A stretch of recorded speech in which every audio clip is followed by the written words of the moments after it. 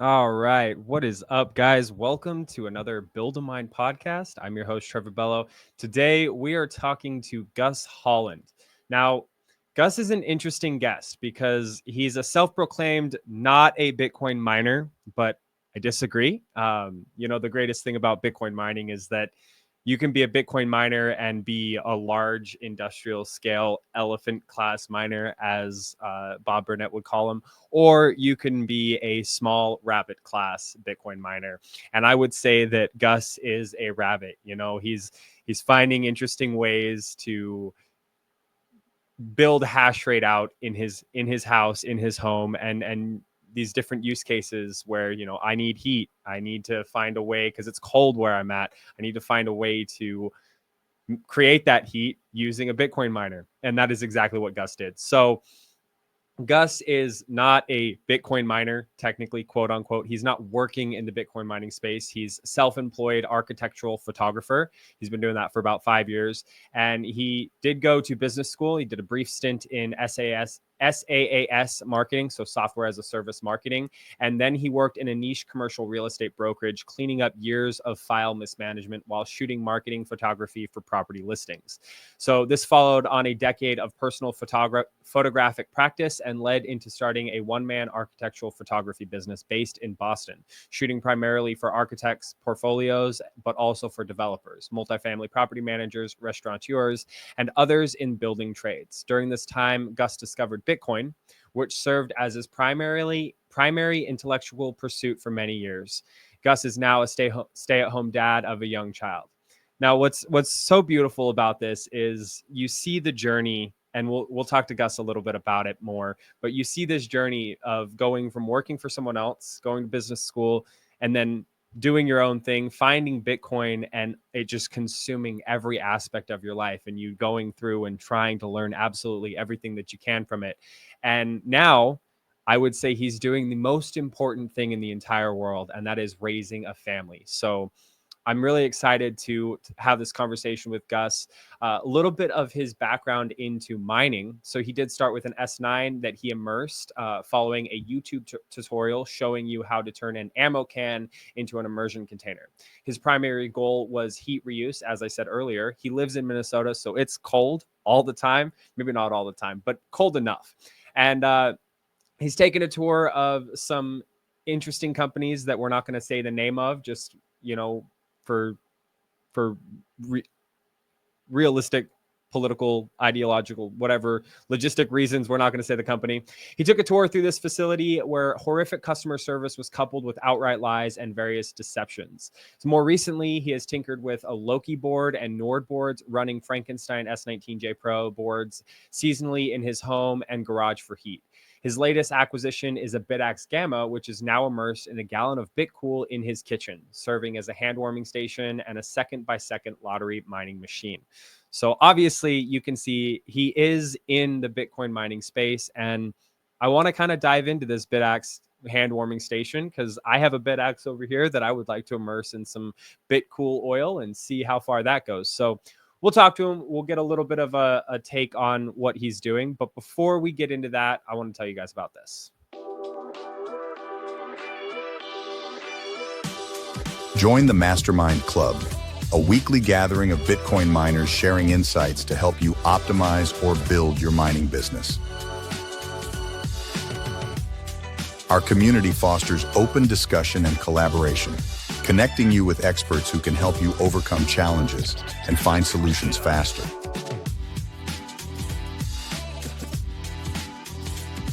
Every other week, we host the Mastermind Deep Dive, where industry leaders delve into the financial, operational, and optimization hurdles faced by miners like you. Brought to you by Bitcoin Mining World.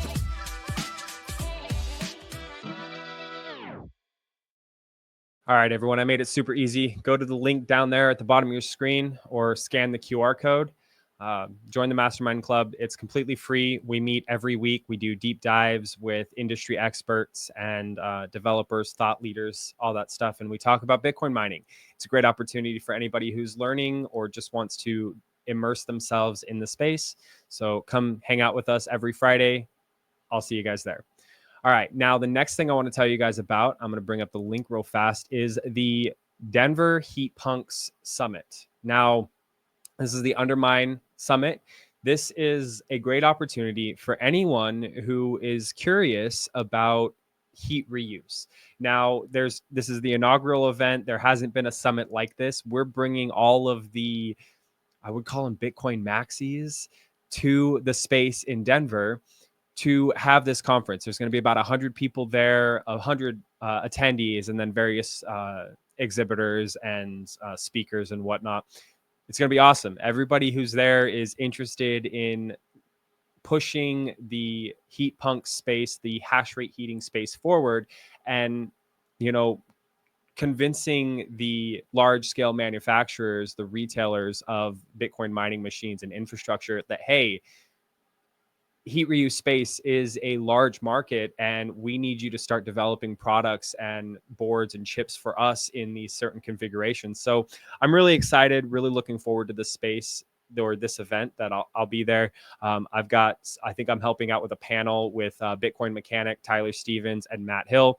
So three amazing people that I'm going to be hosting that panel with, and it's going to be really fun. Also, I just talked to Tyler today. There's only 15 spots left. So, 100,000 sats to get your spot for the Denver Heat Punk Summit. Make sure that you go to the link at the bottom of the screen there or the link in the description of the show. There's 15 spots left, man. And if you don't get your spot, if you don't get your ticket, you're going to be FOMOing. You're going to be wishing that you got in. You're going to be wishing that you were there. So definitely show up for that event. The next thing I want to tell you guys about is we are doing a virtual conference here at Bitcoin Mining World. So on March 11th, we will be doing a virtual conference featuring industry leading speakers, workshops, networking events. You'll be able to connect with the leaders in the Bitcoin mining industry. You'll be able to take part in some workshops and learn how to build or optimize your Bitcoin mining operation. This is a jam-packed day of hands-on workshops and seminars that will connect you with industry leaders. It's going to be a great opportunity for anybody who is just kind of curious. Maybe you don't want to join the mastermind club. Maybe you aren't sure exactly when to get started or how to get started. But we're going to be bringing a bunch of speakers in, and the tickets for this are $21, guys. Like it's a great opportunity. $21. You get in, you get to have this full day full of content, and also you'll be able to ask the speakers questions. So if you're listening to a talk or a presentation, and somebody says something, and you're like, oh, I have a question, or I'm confused about this, that, and the other, you'll be able to ask that speaker your question. And some of the confirmed speakers so far is, we've got David Branscombe from Scout Energy. We have Bob Burnett from Barefoot Mines, and we have David Gamble from Blockware Solutions. So those are some of the people. Also, Ocean's going to be there. So we have a lot of really cool speakers planned. There are more to come. I'm keeping it on the DL as of right now. But yeah, join us. Go to the link at the bottom of your screen and sign up. It's going to be an interesting, very, very very knowledge-filled event. All right, enough with the events, enough with the conferences, enough with what's happening in the space right now. What are we doing today? We're going to bring up Gus. Gus, welcome to the podcast. Thanks for having me. Yeah, we're happy to have you, man. Like, I know that you say you're not a Bitcoin miner on an industrial sense, but that's okay, because honestly, I think what the plebs are doing is more fun anyways. Stacking 1,000 machines in a building isn't that fun. It's different. Build Certainly different. Yeah, exactly. Building a hand warming station in your house. Now that's cool. There it is. There it is. That's Right so there. cool. You can see the jar and everything. I've actually got some pictures that I'll pull up here in a little bit. But before we kind of dive into some of the things that you've built in the Bitcoin mining space, this journey of going to business school, being an architectural photographer, and then finding Bitcoin is very curious to me. Everybody comes to Bitcoin in their own way, from their own perspective, and the people who really get it, man, like they get sucked in and they just can't stop. And it sounds kind of Oh like yeah. that happened to you. Can you kind of just give us a little bit of background on this story? Like how did you get sucked into Bitcoin, and what was that light bulb moment for you? I was sitting at my dining room table one day in Boston, probably an off day between some Photoshop work, and I thought, what's this Bitcoin thing? I should figure out what this thing is. I've heard about it. Maybe I heard about it on Vice or some headline somewhere. This was 2015, and I pulled up Google, and you start looking around, and you go, this is interesting. Okay, I don't know that much about money. I like business. I'm interested in economics broadly. I learned basic Keynesian economics at school, business school, undergrad business school economics is supply and demand, very basic stuff like that. And it just clicked. Thought this is super interesting. It's a global thing, an internet thing. It being on the internet is very unique because you look up, mineral mining or photography or other pursuits, and you have to get a camera and then you play with the camera in the real world and develop an artistic talent or something. This Bitcoin thing, it's like a whole economy, kind of like World of Warcraft maybe, but it's just out there and it's there right now, and you're learning about it and you're like, wait, this is happening right now. I forget what maybe blockchain.info back in the day, when you went to their Explorer. An Explorer helps you look up wallet addresses, see network stats. Mempool.space is really the good explorer today. But this old one, blockchain.info, I think, maybe it's something else. They had the running live feed of transactions happening. And you're just learning about this, and you look, oh, someone just sent $14 million. Oh, someone just sent 10 cents. Someone just sent $38. Someone just sent 45 cents. Someone just sent $50 million. And you go, what is this? That just happened somewhere in the world. Yeah, I understand email gets sent all over the place, but that's kind of boring. Look, this is money changing hands, and is it real money? And when it's 10 cents, 25 cents, you think that's kind of cute. You see a $10 million transaction go by, and you think, there's two people, one person at either end of that transaction that is trusting Bitcoin with $10 million, and that is wild. And so that's kind of the tip of the funnel, and then you learn about anything you're interested in. Do you want to learn about monetary history? Great. Do you want to learn about network security, uptime? There's so many rabbit holes, and one by one I went down them, and years later I thought this Bitcoin mining thing's kind of interesting. I should play with it. Just like every rabbit hole in Bitcoin, you can learn about it. You learn how it works. You dig a little deeper, and you realize, oh, I can do this. I can run my own node. I can self-custody my own Bitcoin. I can run a miner. You can run a miner on your laptop if you want. It's going to be extremely inefficient. It's going to make your computer hot, and you're going to have way less chance even than a BitAxe of ever solving something. But right now you can go download, I think it's CG Miner, and run that on your desktop, and you'll get like a giga hash.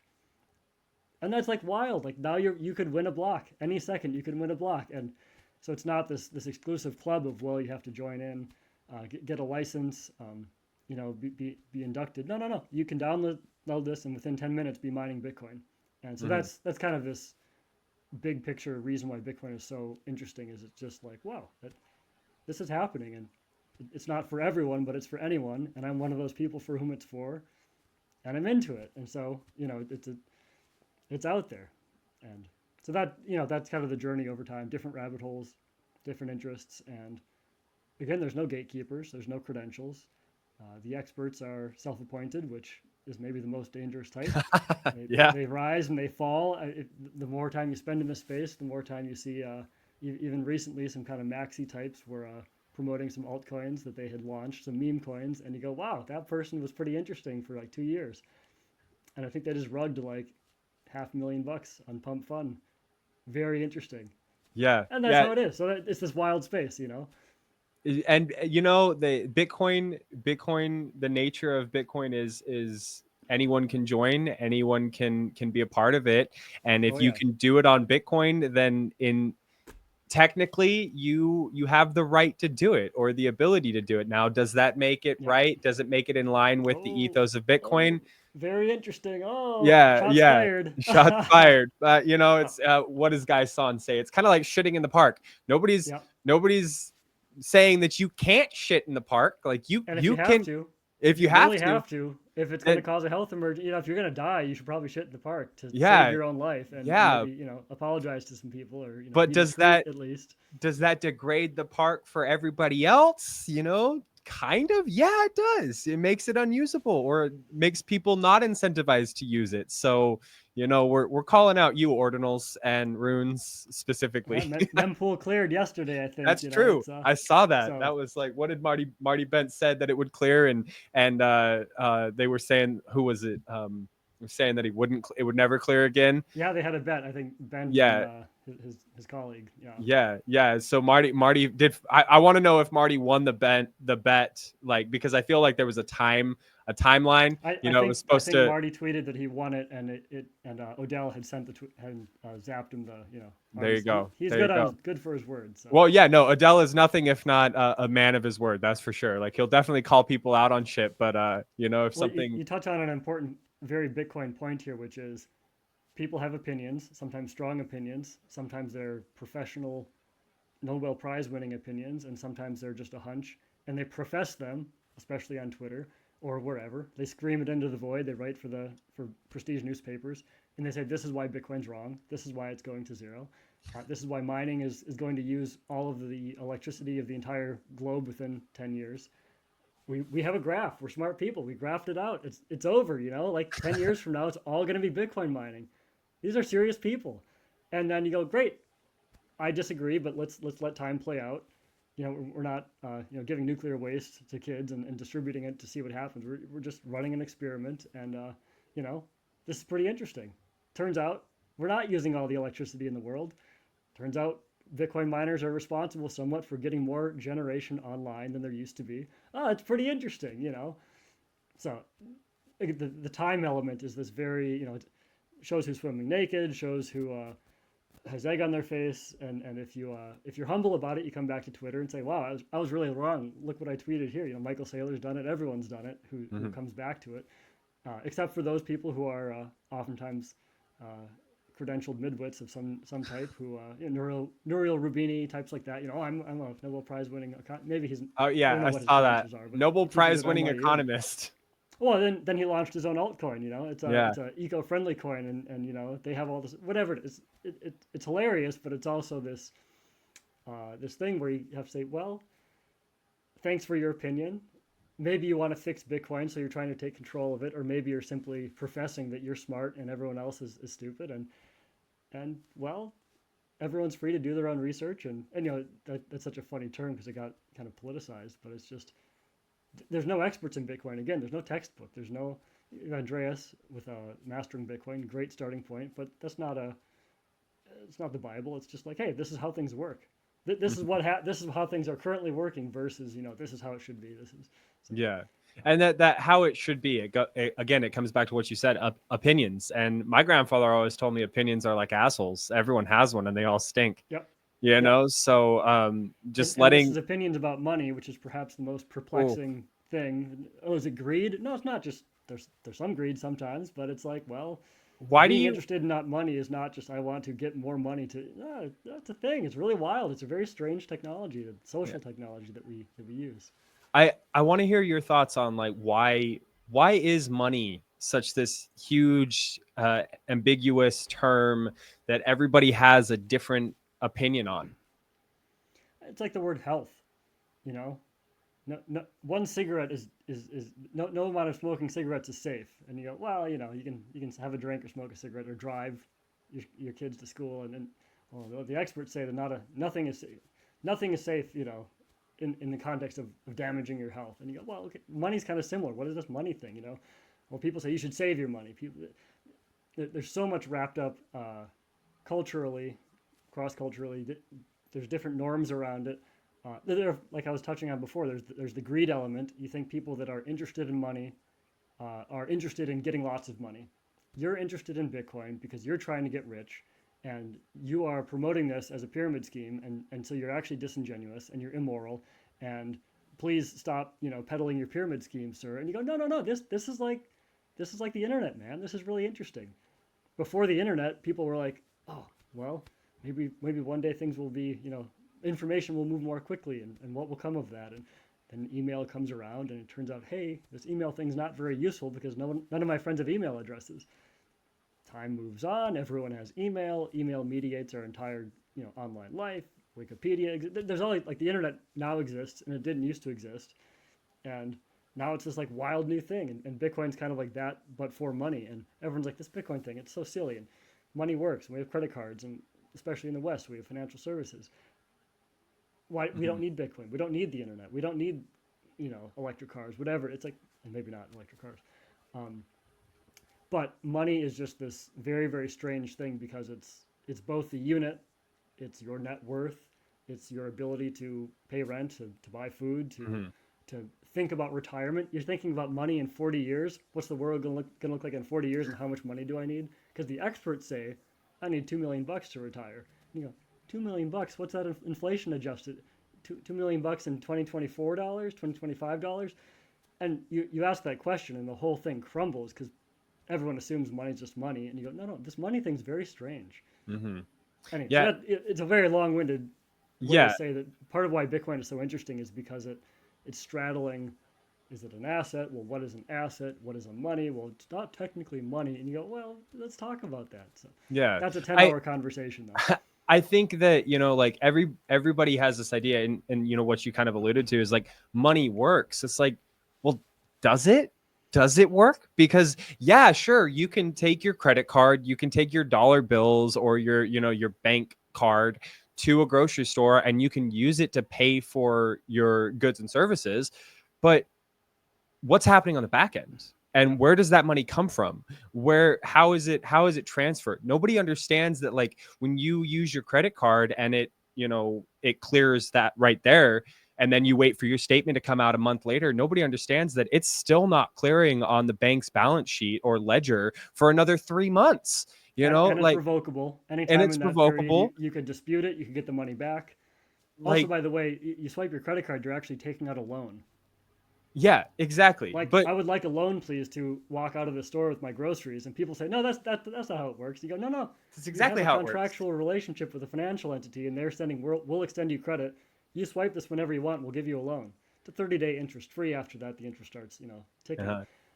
But And it's I very think, strange that that's actually what. But a credit card, it includes insurance. There's like this insurance policy part. You rent a car with a credit card, and all of a sudden, car insurance is extended to you. What? I thought it was money. It's an insurance contract. And then, so this is all the stuff you learn when you get into Bitcoin, because Bitcoin is like, well, I transact between me and you, and I thought that's what credit cards were. And Mhm. before Square with Dorsey back in the day, I couldn't send you a credit card payment. It's like I could do it maybe via PayPal, but I don't want to have a go to my laptop to get PayPal out to pay the food vendor. But it turns out you can stick a credit card reader into an iPad. That was a very, very big deal that didn't used to exist, and then it just turned out all cell phones turned into credit card terminals. I Mhm. have friends who had small businesses, and you had to get a 2 year contract, you're a dedicated phone line, and it was like $200 a month to take credit cards, and you had to pay for the terminal, like $800, whatever it was for this terminal. So like, I just want to accept credit cards, please, and it's like, oh, it's this multi-year contract. I'm going to get squeezed. The more volume I do, the higher the fees go.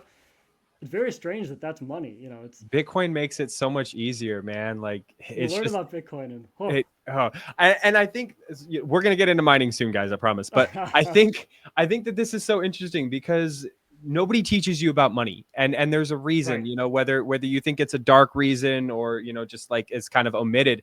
They don't teach you about money in school, and even when you go to college to learn about money, they teach you about Keynesian economics, which is completely flawed and destroyed. Like you said, you went to business school. They didn't teach you about Austrian economics. It's great to understand and learn what Keynesian economics is so that you can say, great, that's one view of what economics is.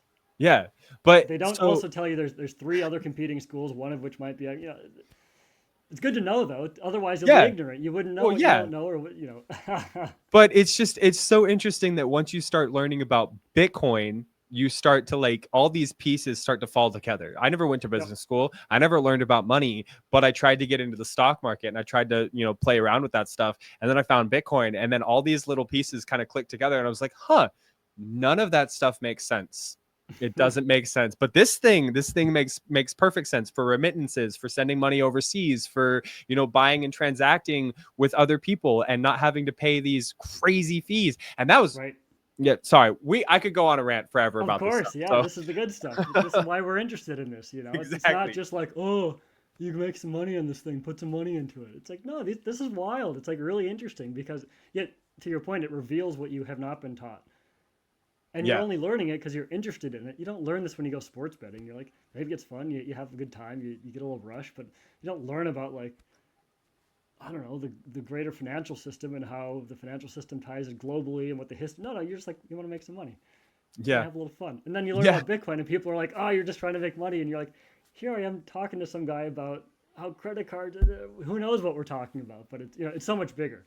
It's such a holistic thing that, and again, you can dive into any part of it. We're just running all over the place. And that's why it's fun. It's not limited. It's not just, it's not just this narrow one thing. Well, it's money. But money itself, again, like health or like anything, is just what is like spirituality. It's like there's not Yeah. an answer to that. It's Well, and that's another thing too, is that money is so deeply ingrained in our society and in our psyche. Everything we do is transactional. Like most things that we do are transactional. there's a And so layer of life that is transactionally mediated, and exactly, there's other exactly. layers of life that are not transactionally mediated with money. And again, and these are these separate worlds that you don't think about until you realize, oh, well, part of this is And then you throw Bitcoin on top of it, and Bitcoin also has the energy side of it. It also right, has the infrastructure and the technology and the software and the hardware and all these different other things. So like here's the money, here's everything else surrounding the money. So yep, you know, I always say like mining is probably the most like the thing that the money relies upon. Without a Bitcoin miner, the transactions can't be verified. Without the Bitcoin miner, the Bitcoin wouldn't exist. So, like that is one of the reasons why I fell into the Bitcoin mining rabbit hole, was because right, like, oh, it's like, how is this thing created? Oh, you're telling me that I can just print money on my countertop? Like, I want to do that. And so like I bought an S9, I throw it on my right. countertop.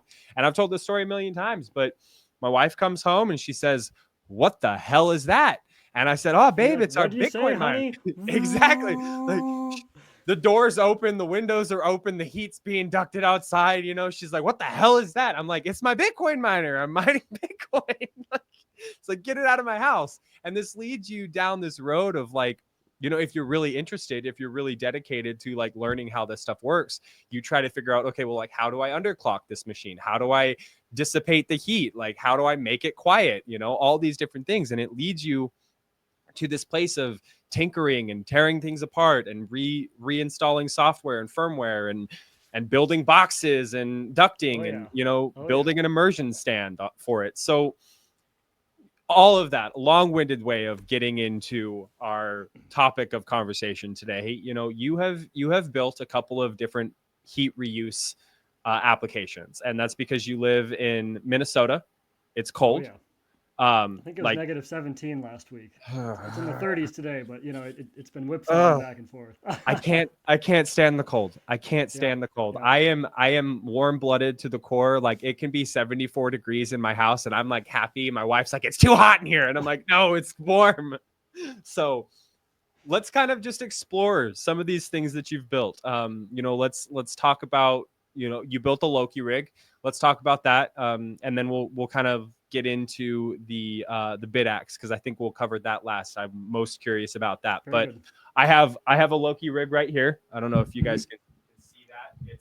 It's heating my studio. And I love the Loki rig. So what are your thoughts on the Loki rig? How did you kind of start getting involved with that? And what configuration did you build? Yeah, so I have the Loki and the Njord together, both from the same guy. His name's escaping me, but Zach Bombsta. yeah, Bombsta. So I went back and forth with him on Discord or Twitter or something when I was building this, and he was very helpful. You can see it behind me, and maybe we'll put a picture on the screen, but I'll describe it for the listeners. On the front, we have a duct fan, an inline duct fan. So it's the size of a bowling ball. I think it's a 6-inch diameter fan. The bigger the fan diameter, the much you move much more air. The 8 inches are more standard on these, but I have a 6 inch. They're kind of pricey, $100 for a quality one, the AC Infinity. They have cheaper ones. They're not going to last as long. These are all different considerations as far as how much air do you want to move, how do you want to move it, how quietly do you want to move it, how much do you want to spend. So on one hand, this whole thing is on a 3 foot long wire rack. So I've kind of got these three parts of it. The first is the inline fan with a controller. You can turn that on quite low. It's a variable. Yep, there we go. It's on the screen now. There's a little controller. It's not a dial, so you have to pick 1 through 8 your power setting. Next up, we have just some foam and some coroplast plastic and a whole lot of kind of strong tape, and that's creating it's shaping this channel of air which comes out as in a circular shape, and you need to make it kind of into that pizza box shape of a hash board. We've got a single S19J Pro hash board inside of the far side of this thing. And so basically we've got this middle piece, which is just a big, ugly, massive tape and plastic yard signs. And that shapes this air from a big circle down to this pizza box shape, maybe 12 inches wide by 2 inches tall. And finally, at the final end, we have a pretty tight box around this single S19 hash board, which again is about a foot by a foot square. And you want to get the air channels pretty tight around those heat sinks, because if you have too much empty space, the air goes where it has the least resistance, and all of your, this air that you're pushing through is just going to escape, not take any heat with it, and well, now you're not going to be able to cool your board. So you get a pretty tight sandwich around those heat sinks, and the S19 boards are pretty durable. They're pretty serious, heavy things, and those heat sinks are quite. On the one hand, on the one side they're these huge pieces of aluminum that must weigh a pound each, whereas on the other side they're kind of these individual pieces. Yeah, he's showing one there. That's the fragile side, and then this side is just extremely durable. Yeah. So basically, you're pushing air through those because those get hot, and you want to cool those. So you need to force air against those. And so this hash board now, it's actually sitting on top of a standard APW 3++, I think, S9 power supply. This is the power supply that came. Well. Yep, there it is. He's got one. I've got all of this stuff. And so this can run on 120 volt, so you do not need 240 volt power for this. And that's basically means you can plug it into your wall socket at home in America. You don't need to do any big modifications. And so basically you've got that's what the Loki board enables you to do, is to take this old school power supply and this piece of hardware basically tricks the miner into tricks the board, into believing that it's getting power from a larger power supply. The board physically doesn't care where it's getting its power. It just needs sufficient power. Mm-hmm. But the way that I believe Bitmain set it up is they would not allow their boards to be run on different power supplies, because one reason is if you do it wrong, they're going to burst into flames. I saw this the other day. Every machine is a smoke machine if you run it improperly. Yeah, that will happen to your miner if you run it improperly. It will, it won't explode. But so the Loki board allows you to use this old school, very inexpensive power supply. The real power supplies take 240 volt, and they're quite pricey. Yeah, relatively speaking. I think something that I want to touch on, and you say, oh, you can blow up these things like they do catch fire. But here's the thing, Bitmain. If you would have just, configured your miner to run off of these 110 volt power supplies, we wouldn't be dealing with things blowing up, so there's something to be said that they're raising that barrier of entry and making it more difficult for regular plebs to mine Bitcoin. Now, whatever you think ideologically, like you may not agree with me, I think that it was a purposeful plan to keep people out of Bitcoin mining so that large industrial miners were the only ones mining Bitcoin. So I would disagree, but that fair point. Again, going back to opinions, going back to opinions, they're like assholes. But I'm like F Bitmain, man. Like, I'm using their machines, but like still, thank God for Zach Baumsta and for the work that he's put into this open source chip that allows you to control your Bitcoin miner off of 110 volts. Now, what I love most about these Loki rigs is that they are like they embody the tinkerer spirit, like wholeheartedly through and through. Because you look at your Loki rig there, you've got your aftermarket 6-inch AC Infinity fan going through this weird looking triangular shaped box into it's a mess. It's a total Frankenstein. It's a Frankenstein, but it works and it's functional. And as long as you've got the components come together and it functions. I've broken the machine apart, but I've put all the constituent parts back together. And to be clear, the Njord board controls the fan. So none of Yes. this is possible without that Njord board, which if you see on the picture, it it's as wide as the four Here, fan I'll slots, and show. so it slides over the fans, and Yeah. it's actually spoofing the control board. It's telling the Bitmain board, the fans are fine, don't worry about it. Whereas if you try to do this without this, the board will not run. It will say you do not have Mhm. sufficient cooling. We're not detecting a cooling source. Don't we're not going to run because we don't want this thing to blow up, and we're going to get blamed for it blowing up. So the Njord board, also Zach Bomb's creation, is a fan spoofer, a fancy fan spoofer, whereas the Loki is the power supply spoofer, and those Yeah. two both go together to make this particular rig work. So my iteration is a little bit different. I've actually taken and I've taken the stock housing of the S19. I've got a single board as well, but Right, what I have is I actually have some air diverters on right, either side of the board that slide into the shell, and that pushes that air into a narrow channel around the hash board. So right. um, it's different than your variation. It's obvious, like I was trying to go for one of the most compact versions that I could, and using the stock housing with some aftermarket Noctua fans, so they're much more Right. silent. They push a different amount of air. I don't know what the exact CFM is, but they're much quieter because the pitch of the blade is different. Yeah. So They also move less air. they do.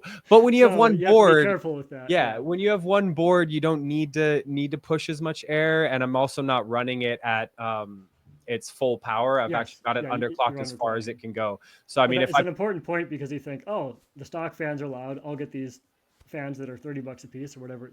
Noctua fans are not inexpensive, and you say no, this will they're not. fix it, and then you run it. And I've done this. I've experimented quite a bit with the Noctua fans. I think on my Uh, old S9, and you're running it, and you're like, this thing's overheating. It's auto shutting down. I thought I got the quiet fans, and then you can just look at the stats because the stats are there. This is all basic engineering basically, and the Noctua fan moves less air. It might move the same amount of air as a stock fan more quietly, but the stock fan can just ramp up and just go mhm. absolute wild and Buck just wild. move, Yeah. amazing amounts of air. That they're made to be put in a giant warehouse far away from any living thing, and that's why you don't want them. Well, yeah, and your scenario, because I've played around with the AC Infinity fans. Those things push 800 CFM. I mean, this They is a can. Yep. massive cone that just shoves so much air through it. It's great. But when I got done building my Loki rig with the AC Infinity fan, like I had a configuration that was like this big. It was like 3 feet long from end to end, and that That's was what mine before you is ducted it exactly. And what in. So I've actually done in the basement, this thing I haven't run it this year. I ran it last year. It pushes literally through like a window on my basement into a crawl space, which is an addition to the house. And uh-huh. there's no heating on. There's one vent that goes and gets out into that room. So the floor is always very very cold in that room because there's no basement beneath it. It's insulated but cold crawl space. So this big monstrosity, this 3 foot long monstrosity, I've simply put it up into my basement, pushed it through this window so I don't have to look at it, and when it's running, it just pushes warm air under that floor. Yeah. And that's how I do it. I don't want a 3 foot long giant thing in any other room that I'm living in because it's No, no, hideous no. And and dangerous, and the kids gotta dangerous. grab it or Yeah, something. stick your fingers in there or Yes, something like that. Like you don't need that around. And honestly, like the reason I keep mine in my studio is because my wife loves the heat that comes off of it, but hates looking at it. She it's hates ugly. looking at They're it. It's they're they're ugly. atrocious. They don't look great. Like what and I know there's some controversy around it, but what Heatbit's done with their Bitcoin miner, their heater, it's Yeah, great because it looks very appealing. Like it you put looks a like an skin on it. Apple product. Yeah, Yeah, exactly. yep. But what we're doing, the tinkering that we're doing is like, it doesn't look very great. It's kind of atrocious. What are these green and purple boards? But that's a design thing, not an engineering thing. So that Exactly. and the big point here is you play with this, you engage with this on the engineering level, which is how do I make this thing function? And to be clear, there can be a lot of frustration because the S19, J's, J Pros, J Pro Plus now, they all have different control boards. Even within a single model, they'll have different control boards. So I think I've got the BeagleBone black one shown here. But Yeah. like the Njord and the Loki don't work on one of the four control boards that come on S19s. And so you buy an S19 on eBay or something, and it comes with the wrong board, and you didn't realize there were different boards. And you got to And so spend this is $80 to get a new one. and that's fine. You're interested. You're committed. But this is the reason this is not consumer level easy stuff is because you do have to go online and find some Discord servers maybe and dig through it and go, I'm spending all this money and all this time. I wanted to have a fun weekend and get this thing running, and it doesn't work. Yeah. And this is the fourth weekend in a row that there's been one more issue that is the reason it's not working. So you want to buy the Apollo, maybe that is plug and play. I hope it is. Maybe it's not. I don't know. Even the BitAxe though, I got this BitAxe and couldn't get it to work. Emailed the person I bought it from, hey, it's not working. Set it up. I'm pretty savvy with this stuff. Not working. And eventually turned out I figured out there's one setting that I needed to set, but the setup thing did not force you to set that. I had not set it, but didn't work. Well, It's extremely frustrating. and the issue is that these things aren't intuitive. I mean, most people are used to buying a MacBook, opening it up, and within 5 minutes you're searching the internet or downloading codes and like, well, maybe not downloading codes because people don't know how to do that. You're up and running. Easy. You're up and running. So when you buy a BitAxe or you buy a S19 and you're trying to build it into a Loki space heater, it's like, well, there's no diagrams or write-ups or, click these buttons and go through this process to have it done. It's like you said, it's an engineering problem. And I'm going to be honest, most people are not engineers. And, Absolutely not. like I'm not an engineer. I'm a tinkerer. I am a stumble through it and find the fuck out. You know what I mean? People cannot connect to Wi-Fi. Look, and that's fine. It's not intuitive if you didn't grow, but there's this level of like, oh, you need to go into command line. It's like, what? How do I do that? What's command line? And now you can maybe actually ask ChatGPT or something and they can help you out. But then they'll tell you, hey, Bitcoin mining is bad for the environment. I'm not going to give you advice on how to ruin the earth. Sorry, Yeah. Oh my gosh, I'm just trying to. I bought this thing. I'd like to have fun with this thing. Yep. No, it's not easy, and I think that's kind of one of the reasons why I started the podcast was because I want to show people that while it's not easy, it is doable. Like if you here's 100 or 1,000 people interested in doing this, and they will help each other. Exactly. Great. Exactly. Here they are. Here they are. Go find them. Have a conversation with them. And the cool thing is that like people like yourself, it's like, if someone has a question and they reach out and ask you, you're like, yeah, this is what I did. This is how I did it. Oh, you're having this problem. Well, let me try to walk you through that, and I kind of mentioned it offline is that like, cause I'm having an issue right now with something else completely unrelated to mining. Yep. Well, Yeah. But it's like the best way to figure it out is to fail, try again, and, work through it. Yes. You just work through it. And, I had a perfect problem with my Loki rig not too long ago. I was trying to set it up here in the studio so that it would run and it would keep my studio warm. And so I installed Brains and, Right. I thought that I flashed it properly. I had it on the SD card. I plugged it in and I could not. Etcher, check. Yeah, exactly. Is this malware? Is this good? I've done this before. I've done this multiple times before. This is like the 15th time that I've done it. So I plug it in, I hook everything up, and now I can't find the IP address. I cannot for the life of me find the IP address. And I'm like, what the hell is going on? I did all these different things. I reset the router. I unplugged everything. I plugged in a new control board. Nothing worked. And after about 3 days of like thinking through this, like what's wrong? Just the random thought popped in my head. Well, I wonder if the flashing process didn't work right. So I just unplugged the SD card and it popped up and it started running on stock hardware or firmware. And I was like, mother. So I reflashed it and now my S19 works. These are little problems that like, unless you can kind of just start thinking through it and trying to figure it out, like you're not going to get it. Like if you're not interested in this, if this is not exciting, stay far away and or spend the $400 on an Apollo and you will have a much better time. Exactly. Like don't enter into don't go build your own car if you don't want to build cars, well, what's this thing?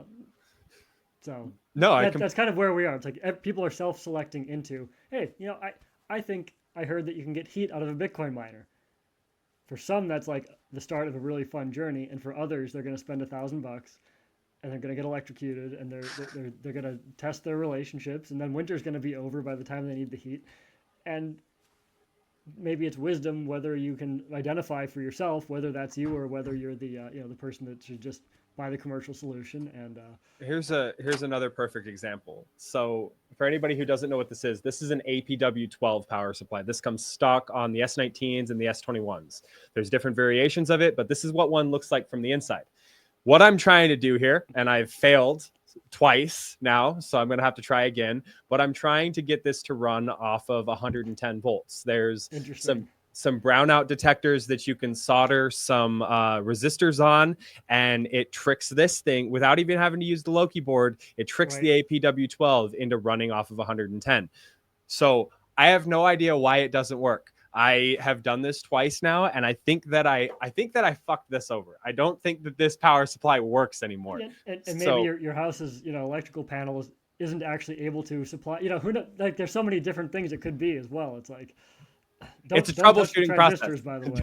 Don't trust the transistors. Yeah. So basically, my going back to what you said, kind of building off it is like this stuff is not intuitive. It's not easy, and unless you're a tinkerer, an autodidact, and you're really curious about this, then like maybe it's not for you.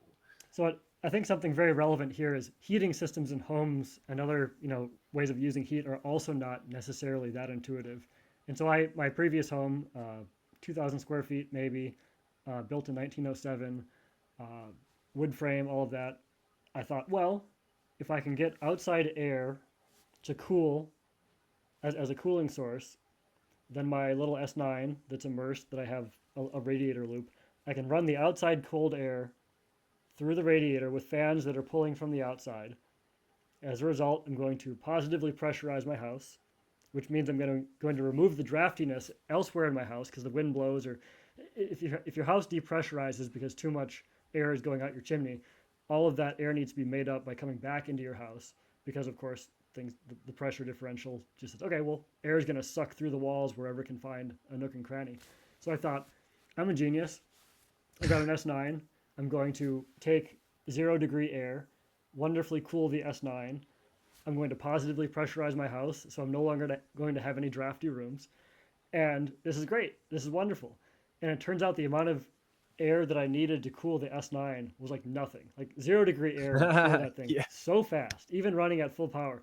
And so here I am, like pulling, just gobs and gobs of air into my basement, and my basement's freezing. And I'm like, well, isn't this S9 supposed to like warm this air up? And like you can learn just like, well, here's my boiler. This is how many BTUs it is. Okay, let's translate that to kilowatts, because you can do that very easily. You can see how many S19s is my furnace. You can run that calculation. Like it's just heat. Again, this is physics. But I just didn't realize that like, oh, these Bitcoin miners that have been told are like lava factories, they're warm computers, and also 0-degree air is just unbelievably cold air, and it's not 70-degree air. It takes a lot more 70-degree air to cool these things down than 0-degree air, which is just a whole different beast. So like, oh, Yeah. I just didn't realize how the physics of air temperature and how much I don't know if this is embedded energy or whatever you want to call it, but I just had this assumption of like, oh, this is this genius plan, and I did it, and it was fun, and I learned. But I was so wrong. I was wrong by an order of magnitude in how much heat this thing kicked off. And Yeah, and there's that was very fun. there's also a thermal variant that people don't think about. They're like, oh, I just need Yeah. cold air to cool this thing down. It's like, well, your chips stop working after they get too low, and they stop working if they yeah. get too high. So if you take this 0-degree air, bring it into your Bitcoin miner, well, the Bitcoin miner needs at minimum like 52-degree air for the chips to function properly. Yeah. So you get down below that, and all of a sudden your chips start malfunctioning, and you're like, why is it not working? It's cooled down. It's like, well, it won't work because it's too cold.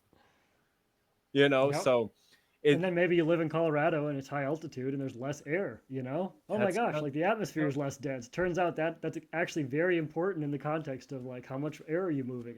What is air? I can't see it, help me out here. Yeah, so anyway, but these are very fun things to learn about if you're interested in this. Just like if you want to hot rod cars, you're going to learn about like the octane ratings of fuels and why that matters. And if you don't want to learn that, it's just the most horrific, technical, infuriating.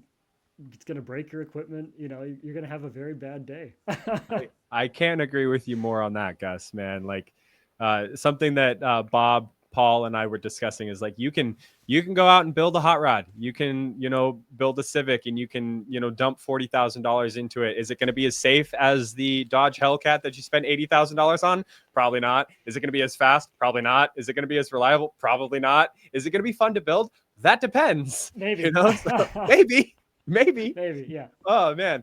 Well, let's get into. I want to talk about the BitAxe hand warming Sure. station that you built because I am going to be diving into some immersion BitAxe configuration here soon, and I don't even know where to start. So, like, can you run through this, and then let's kind of like explain to me, because I'm 80 IQ over here, how I take the regular BitAxe configuration and dunk it in immersion oil and make it perform properly based on your Right. experience.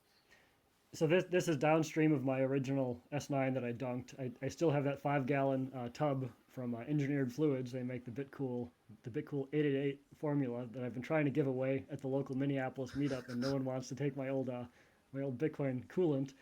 Um, you can see it behind me. It's over, there. Everyone knows the BitAxe is about the size of a smartphone, a little chunkier.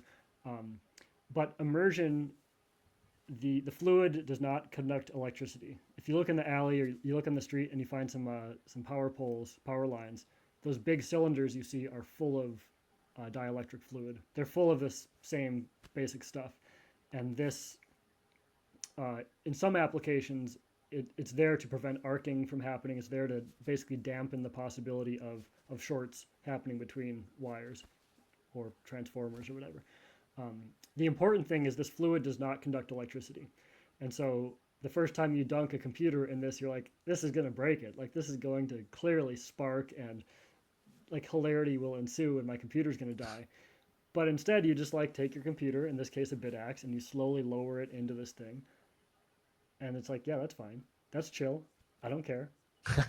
It just works, and it's Yeah. fairly clear.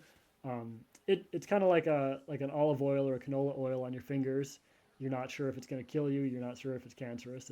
It's supposed to be fairly safe. You can dunk your hands in it briefly if you need to, but that's a consideration if you don't know. It's like, oh, I'm wearing gloves and I got it on me, and oh my gosh. So you pour this stuff into your container. You put your computer in the container, and then you basically, from a setup standpoint, you configure the miner to stop using fans. Or sometimes there's different ways this is talked about. You might want to leave the fan on if you want to circulate the oil better. The fans also work underwater or under fluid. Um, I usually don't. I think the fluid is heat rises, hot fluid rises, rising hot fluid pulls up cooler fluid from below.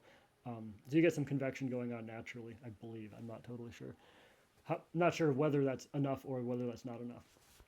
Um, so you basically turn off the fan control, and there's going to be all kinds of warnings that basically say your stuff's going to overheat. This is going to, of course, you need fans. Brains was actually the first company I saw that had firmware or software or whatever that basically had like an immersion button. Click here for immersion. Bada bing, Mhm. bada boom. Now that's just them telling you, the person, like, oh, we understand what you're doing, and we're gonna do the fan settings on your behalf because you don't need to do the fan settings because you hit the immersion thing.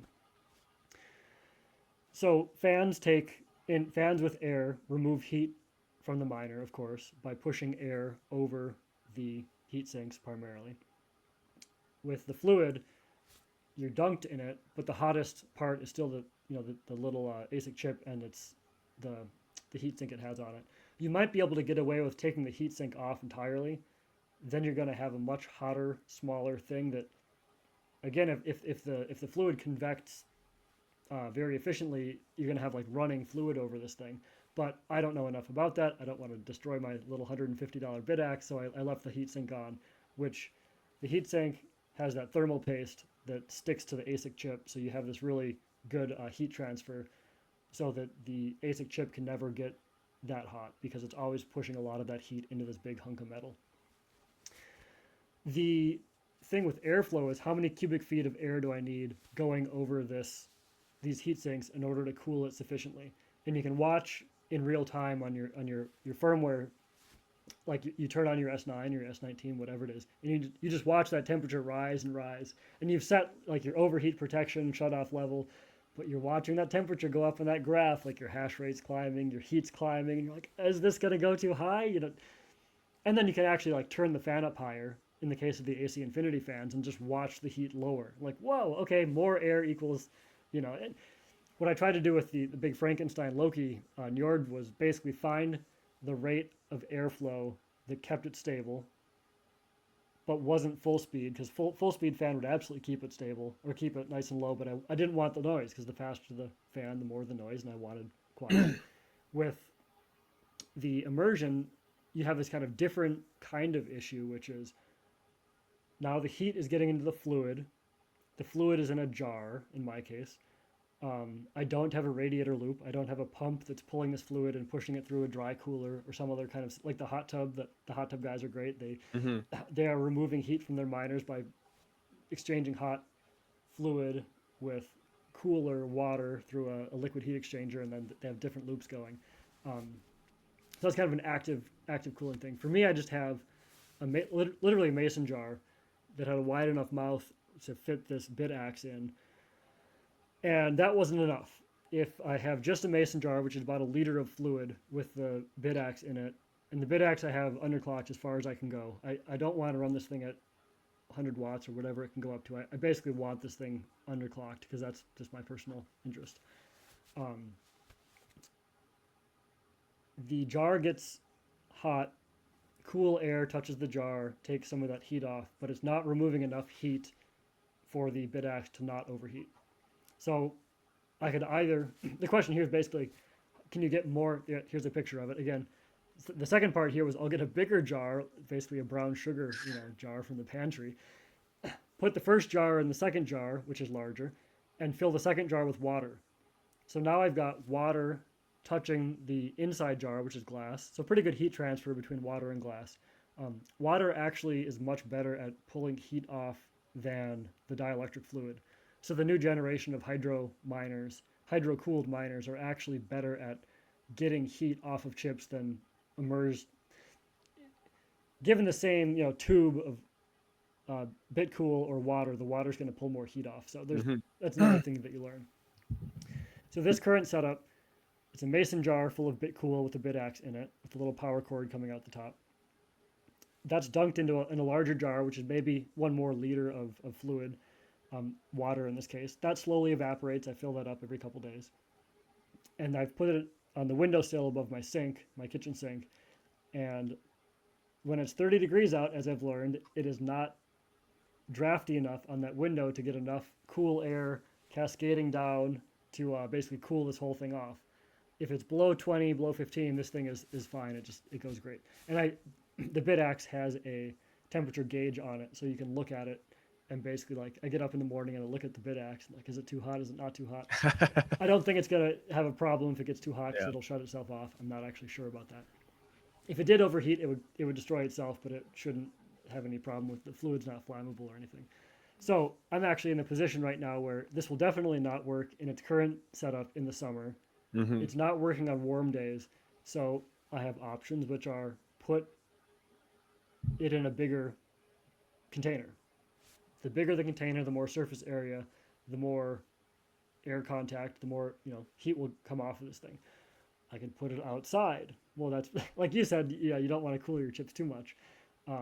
I could put the current jar in a much larger water jar. I could have 20 gallons of water, because now you're going to dissipate the heat from, again, this thing that's about an incandescent light bulb's worth of heat. Dissipate that across 10 gallons of water instead of a liter of water. I need to figure something out. It's not urgent. I'd love to hit a block. I think I did the calculations. I have 13,000 years to wait with our current hash rate to hit a block, but it can happen at any second, which is very fun. I'm solo mining on this thing. But does that kind of give you an overview of the considerations for, you got to get heat off still. Yeah. Immersion does not mean your heat problem is solved. It means you've transformed your heat problem into a bunch of dirty, hard to work with liquids. And I have glass jars, and I'm worried about putting cold water in to cool it off when I'm refilling it, because maybe that's going to shatter the glass, because glass doesn't like temperature. You don't have that problem with fans. Mm-hmm. I've got that problem now. I think so I'm definitely less scared because I was a little nervous. I didn't want to take my BitAxe Gamma that I spent $180 on and dunk it in some fluid just to have it like overheat and blow up. Dunk it. So Just throw it in there. I'm not afraid of that. I'm actually I'll show you. So I'm going to be doing this configuration. So this is called the BitAxe. It's an interesting variation on it. So it's a lot different than what you have. You can see, I don't know if we can zoom So we've got in. a BitAxe on its side, and then we've got an active cooling loop. So you've got a pump that's putting it to a rate like a Yeah, radiator, right? yeah, it goes through a little radiator, and then that fluid Right, is pumped back through into the Emergax container, right. the acrylic container there, and it has a little splitter at the top of the container, so the fluid runs over the top and then down into the where it sucks it back through the loop. So that is what's actually cooling the fluid, and the fluid is cooling the BitAxe. So And this if I'm is not the mistaken, I see two Noctua fans possibly pushing air over a radiator, right? there is one Noctua fan on there, one of the smaller 40 millimeter ones that is pushing it through a little radiator. It's basically a dry cooler, You're pushing it using back air through. cooling to cool your fluid. No, I love this 100%. stuff. It's super Yeah, fun, but yeah. I had the problem where I wanted to make my S9 quieter, and then I needed to run a fan so loud to cool the radiator that it was just as loud as the original one. I'm air You're like, cooling wait a again. minute, what the hell? What the hell? Hey, big fan is getting all my money here. What's going on? Yeah, yeah. No, No, it's that's very interesting. fun to see. It's like it's Yeah, very hacked together, but it works. It makes sense. You're removing heat. yeah, it's something that I'm curious about. You know, I wanna see. I've seen some really cool like variations of these bit axes. I've seen, you know, the hydro cooled bit axes. Yeah, I've seen the Emergax bit axes, and people are getting, you know, people are taking these 1.2 terahash gammas, and they're getting like, I think it's almost 2 terahash out of them. I'm I think like, I've heard that. Yeah, that's awesome, you know. So how do I do that, and how do I not blow it up because I spent a lot of money on it? I mean, right. you know, $200 is not that much money. It's not like, you know, $3,000 for an S19, but still, it's Yeah, still a lot. the big difference here, I think, and there's different motivations. A lot of this is like I'm engaging with the Bitcoin network. I run a node, therefore it's fun to run a BitAxe because like I think in the future every node runner is also going to run a BitAxe equivalent because like hey, that's just what you do, man. That's being part of it. You don't need to run a node, but everyone's like run a node, and then you're like I should run a node, and then you Yeah. run a node, and you're like this is super fun. Look, I'm going to look at my address privately.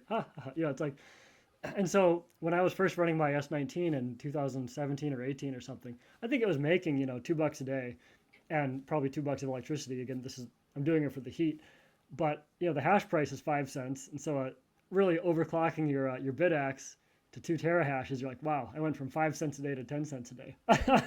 Mm-hmm. Not that you shouldn't do it. You should absolutely have fun, you know, hot rodding your stuff. But to me, the motivation's like, you know what, this is a goofy little lottery miner. I think it's fun. It's a conversation piece, but I see people with like 45 bit axes on a shelf. I'm like, my God, that's not even an S19. What are you It's doing? not a, Like if you're doing it because it's fun, that's great. I'm so happy for you. If you're like, no, this is how I'm gonna hit a block, you're like, it's like, no, there's more to learn. there's more to learn. Yeah, no, I do it ideologically, man. Like Yeah, everything totally. that I do is an ideological process. I'm like, if I hit a block, I hit a block, and that's great because like it'll change my life like Oh, super drastically. cool. Yeah, But I do it because I'm decentralizing hash rate. I'm learning how the Bitcoin network works, and I'm, you know, participating in something that is bigger than myself. And I think that is really important.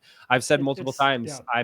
I'm a Bitcoin maxi, and to that extent, it's like anything that I have to do to bring hash rate online, I'm gonna do it. So Yeah, there are limits even you would run into, oh, sir. 100%. I still run into limits. You know, limits being I don't have enough my electricity is 10 cents a kilowatt hour, so there's only That's so it. much That's that cheap. I can only like reasonably run in my house before I'm spending, you know, $300 a month on my electric bill, you Yep. know, Yep. and even then I'm doing it in a situation where I need the heat, so like I'm not mining all the time. It's like this give and take. It's like I need the heat, so Of mine as course. much Of as I course. can. I don't need the heat, so like you know, drawing it backwards. So Right. definitely Yeah. Very fun. it is fun, you know. Yeah. And All of it's anybody fun. who's dove down this rabbit hole, if you're a tinkerer, like you know, like hey, this is a good time. It's fun. It's exciting to learn about this stuff, and you learn about these like fluid dynamics and hydronics, and you learn about like You're forced thermal to learn about variance. it. You're yeah, exactly. But in a way that you find interesting. You know, it's like I didn't do very well in school. I did very poorly in school because the teachers never taught me stuff in a way that I Yep. found it interesting. And That now was I'm Spanish learning all class for these me. Like exactly. 9 years You of know, Spanish. Don't know you're any like Spanish. You I know. don't know. I don't need. Hola, cómo A lot estás? of dread. doing that homework, going to that class. You Not hate good. it. Yeah, not a You good hate thing. it. Didn't learn. But then you come at it in something like Bitcoin. It excites you. It gets you fired up, and then you dive down this rabbit hole of mining, and you're like, "That's super interesting. What's fluid dynamics? Yeah, Oh, wait, you're telling me that like there's a certain differential between this fluid and air versus what?" So we've it's got to do yeah. it with blood, right? You have to get a blood sample into your loop on that other machine, and then you can really be hardcore from Blood, like sweat, and tears. from like an iguana from Mexico. Get iguana blood as your cooling loop. You'd be the only one. That'd be pretty cool. You have little clear Yeah. tubes. All of a sudden, it overheats and blood just starts spewing everywhere. You're like, "What the hell did I Well, do?" if you drip the fluid through air, the air will cool it more effectively. So you could have a whole blood fountain or a chocolate fountain. You could probably do a chocolate fountain cooling loop if you wanted to. But Shit. the really important thing with these the BitAxe and the Apollos and the other solo miners is we've recently had them hit blocks. I think both an Yes. Apollo and a BitAxe, maybe a Yep. second BitAxe recently. And so that actually took this from. I remember learning about the Apollo guys.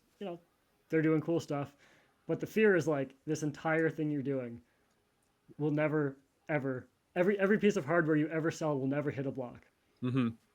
It and this was at the time. Again, you could run the numbers. You can learn the numbers, run the numbers, 13,000 years. and realize, well, we've sold 1,000 of these things, and it's 13,000 years. So, but it's happened, and so therefore, that actually, in my opinion, is like, no, this thing works. The Mm-hmm. probability is real. The statistics are real.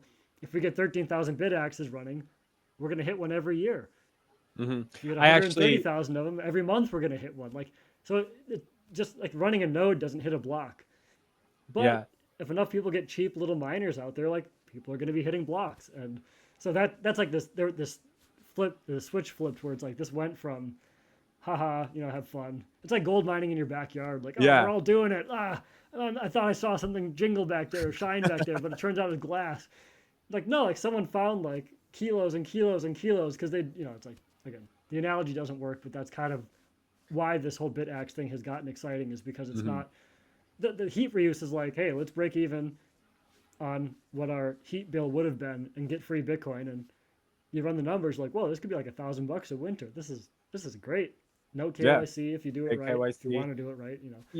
And I spoke with Scott 9000 just a couple of weeks Yeah, ago he's great. about the BitAxe, and we were talking about like, did he ever think this was viable? Was this ever going to work? And Right. he straight up told me, he said, Trevor, we didn't know if the BitAxe was actually going to be able to find a block, be able to solve Right. a block. And it like there's no spoofing that or like faking it. Like the only way to Yep. know if you can solve a block is to solve a block. And so it wasn't until June of last year when someone actually found a block with the BitAxe that they were like, holy shit, the project works. It Yes. it actually does it. So Yep. that was a big game changer. And if you like, I'm a huge fan of Solo Satoshi. They're one of the major Right. distributors of the BitAxe project now. It's like they went from selling like a couple of these, a day or a week or Right. whatever, to being like sold out constantly. Like they never have enough stock of these things because everybody's like, well, it happened once. Can it happen again? So I it's question crazy. their business model, but they're great guys, and I wish them all the best. But anyone who's running a business, especially in Bitcoin, it's like we're not in it for the money. We just want to like distribute hash rate. It's like that's great, man. Don't burn out losing money. Like I don't think they're losing money, but it's also a marketing strategy. Yeah. Big fan of that in general, but Yeah. there's this kind of like, hey, you can be honest about this stuff, and I've had several conversations with them. Like they're the ideologues 100% through and through. Like totally, they want to distribute hash rate, and their mission is to get the price of the BitAxes down as low as possible. absolutely. And you have to But start somewhere, and you no have one to who start wants to somewhere. make money is going to start at all. So Exactly, actually, exactly. totally hats off to them for Yeah. getting in this way. It's not easy though, man. Like it's definitely not an easy thing. Like these two, like I don't know if you know their story, but they're two high voltage electricians. They work, That's right. Yeah. 13 to 16-hour days, and then they come home and they work another, 4 to 8 hours a night shipping orders and packaging things up and diagnosing problems for people. So I mean, like what these guys are doing, I've got mad respect for. And I think that we need more people doing similar things, It's trying extremely. to. I mean, that's so many people that are developers in the same way. It's like, hey, I got to learn how to code. Yeah. And it's like, you're never going to make money doing this, but if you want to learn to code, that's amazing. Like this is a great reason to, and then for some of them that like totally changes their life in weird, unexpected ways. And that's the important thing being like, yeah, like let your interest drive you. It's fine to be driven by this ideological stuff. It shouldn't be a compulsion. I hope, you run into some Bitcoiners and they're just like stark raving mad and like, we're going to change the world, hyper Bitcoinize tomorrow. And you're like, I don't think it's going to happen that's that quick, cool. man. Hey. All right. Well, 100%. I wish you luck. I also would like to talk to you more, but So I would tone like down to the pick your brain. proselytizing a little bit. Yeah. Definitely. Well, hey, we're going to start wrapping it up. So I got a couple questions. Sure. And this, these two questions could take us on another, hour rant if we wanted to. But the first one is, do you think that Bitcoin mining chips are going to be integrated into household appliances, to the point where regular everyday people aren't even going to realize that Bitcoin miners are behind their appliance? I think it's a long ways away. You think of a water heater, and it gets up to temperature, and then it shuts off, and it's well insulated, and it stays at temperature. I don't know how many hours it takes before a water heater kicks on again. You take 2 showers, all of a sudden that thing kicks back on to fill back up, get its heat up. Can you integrate an ASIC chip into that? Maybe. But does this ASIC chip have to start turning off and turning on? And well, now it's an electric water heater, which you have a gas watt. On the 100-year time scale, absolutely 100%, no doubt. I've seen a few people trying to do this again with water heaters and some other types of appliances, and it seems to me like the kind of thing where like there's no business model here. There's no one wants this. I don't want to connect my water heater to Wi-Fi again. It crashed again. So long term, yes. I think what we need is it Square and Intel and whoever it is that is maybe developing an ASIC chip. If it was so easy as here's this thing, it's the size of a quarter or a pair of dice, and it's got a power cord.